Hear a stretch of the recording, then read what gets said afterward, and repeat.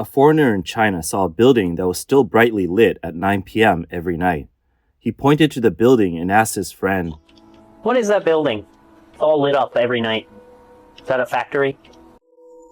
No, it's a school. The foreigner laughed in disbelief and said, "What kind of school is open at 9:20 at night? When do they sleep? When do they... Oh, that's awful.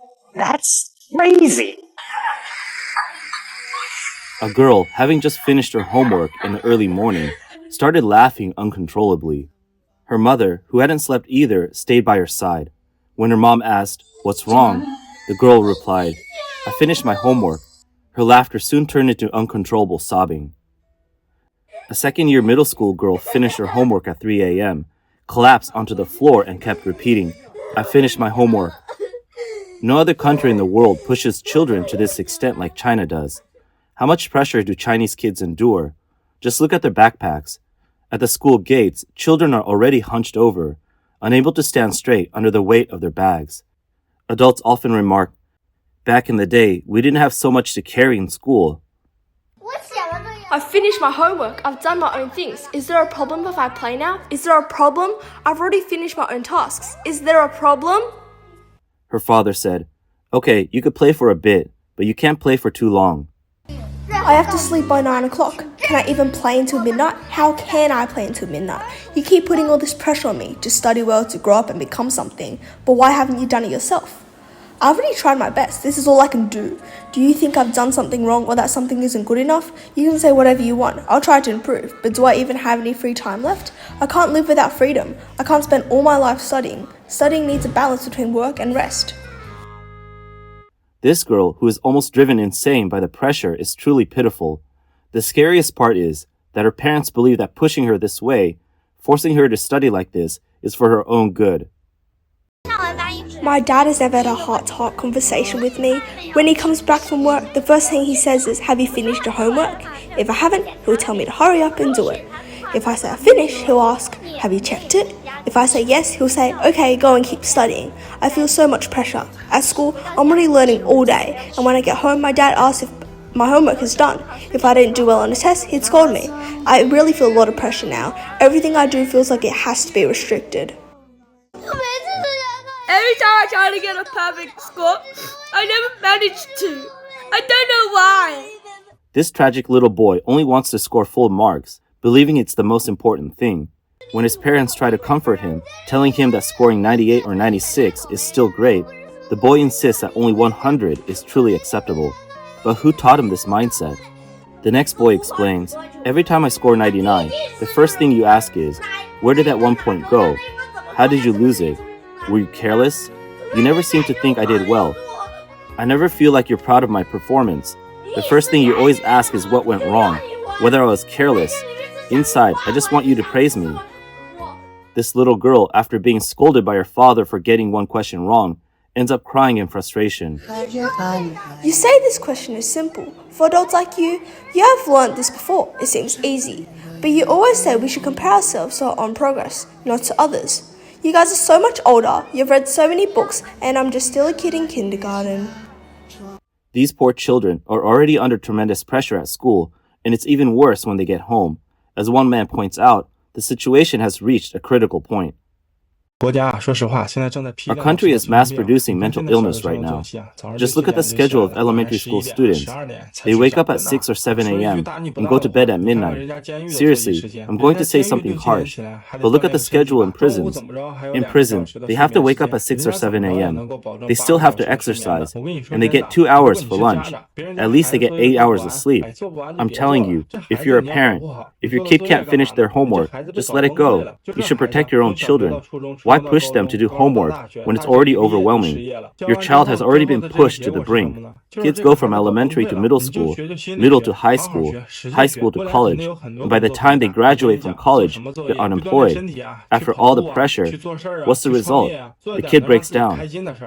An increasing number of Chinese citizens are beginning to realize that the true purpose of the Chinese Communist Party's education system is not to equip the public with knowledge, but rather to train children into obedient robots, devoid of independent thought, unable to understand freedom, and conditioned to follow orders. Meanwhile, the Chinese government has recently introduced new policies in the education sector, including plans to eliminate English. It's just laughable that English is a mandatory subject in the college entrance exam worth 150 points. I really find it ridiculous. There's no need for it. As Chinese people, we should value our own culture more. No other country in the world makes Chinese and their native language a mandatory subject. Only in China do we do this. For many people, learning English is almost useless. We don't use it in daily life and we don't need it for work. But from elementary school all the way through to college graduation, we spend so much time on it. Our education system should be more practical. We shouldn't waste all this energy on subjects we'll never use in our entire lives. These are the words of Fu Chunling, a national-level second-class psychological consultant with purported 20 years of experience in youth psychological counseling. In her videos, we could see that she lacks personal opinion, constantly shifting to align with the Chinese Communist Party's rhetoric, offering psychological counseling to those who are considered out of line. Most disturbingly, she openly claims in her show, "Don't raise your daughter to be too kind."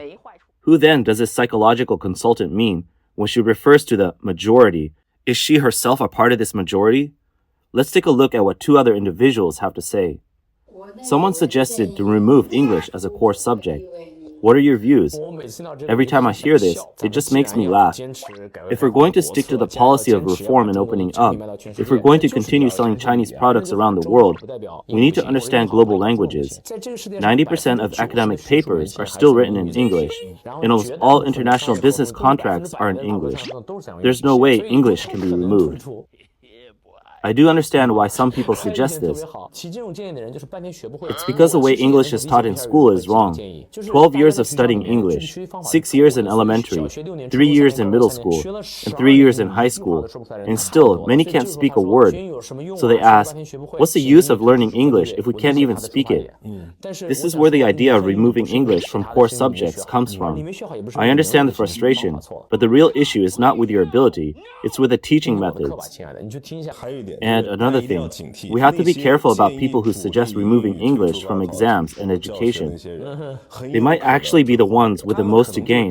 They could be the ones who already speak English fluently, and the fewer people who understand it, the more valuable their skills become. Think about it.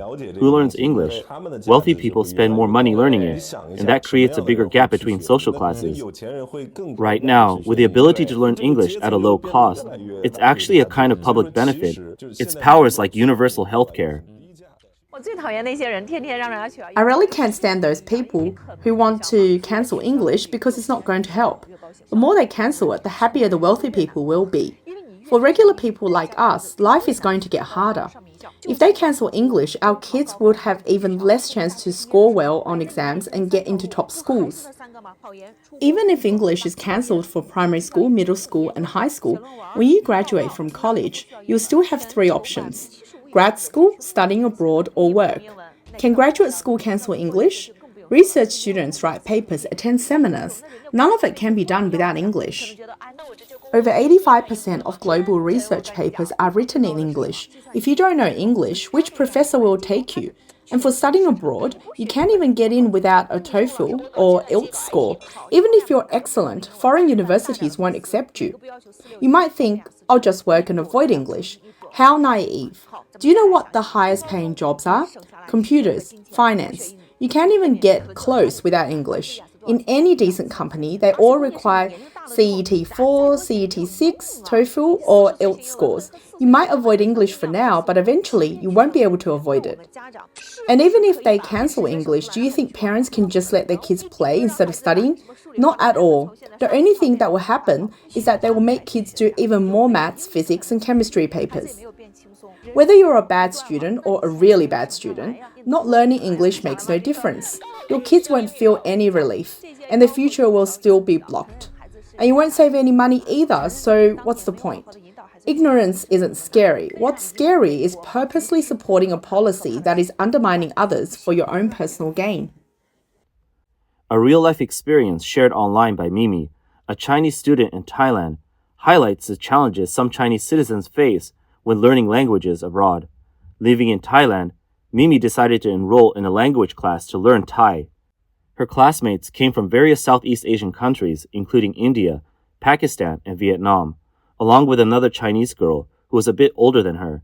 The Thai teacher, who used English to teach, was not very fluent himself, but the students generally understood him. Mimi was able to follow the teacher's limited English and also communicated with classmates from India, Pakistan, and other countries in English. However, she noticed her English skills were not as good as theirs. One day, the other Chinese girl, who had previously been quite reserved, finally spoke to Mimi in Chinese, asking, "Are you Chinese?" Mimi replied, "Yes." The other girl then asked, "Can you tell me what they're saying?" Mimi asked, "Are you asking about what the teacher said or what the other students said? Their English is a bit different." The girl said, "I don't understand any of it." Mimi responded, "It's a bit of a problem if you don't know any English. They only use English to teach Thai." The girl replied, "But I'm an English teacher. How can I not understand any of their English?" Mimi's experience highlights a concerning issue. It appears that the girl, who identified as an English teacher from China, struggled to understand English in a setting where it was the prime medium of instruction. This raises questions about the quality of English education in some parts of China. In many of China's second and third-tier cities, English education in public schools is often substandard, with teachers having limited proficiency. This is particularly noticeable outside of major cities like Beijing, Shanghai, and Guangzhou, where educational resources and teaching standards are generally higher.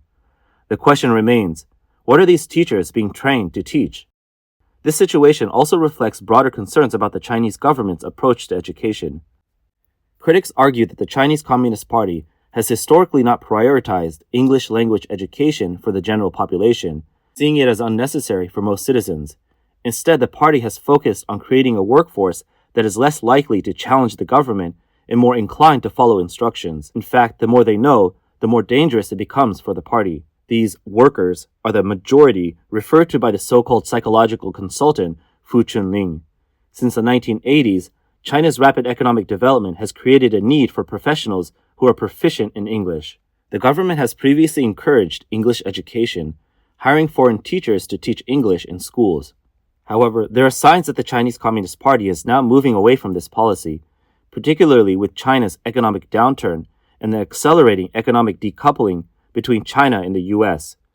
The party is currently focused on limiting Western influence, leading to a push to reduce English language education. For many Chinese people, English is viewed as a crucial tool for understanding the world and engaging with international opportunities.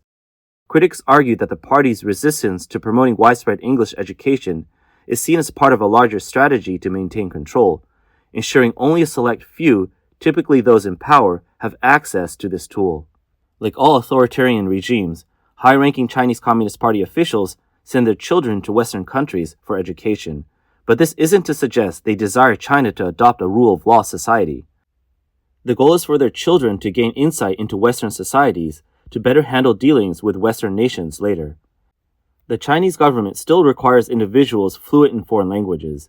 Hence, institutions like Beijing Foreign Studies University and Shanghai International Studies University exist, which primarily train individuals for intelligence and espionage activities. These schools are the primary recruitment grounds for the party's spies. For many ordinary Chinese citizens, there is a perception that they are treated as subservient to the Communist Party's interests. Recently, an increasing number of young people in China have begun to question this dynamic, with some opting to disengage from the system, even if it means rejecting traditional expectations of success. The current generation of children appears to be following suit, showing signs of resistance. As these shifts continue, the future of the Communist Party's control is becoming increasingly uncertain. We hope for a positive future for the children of China.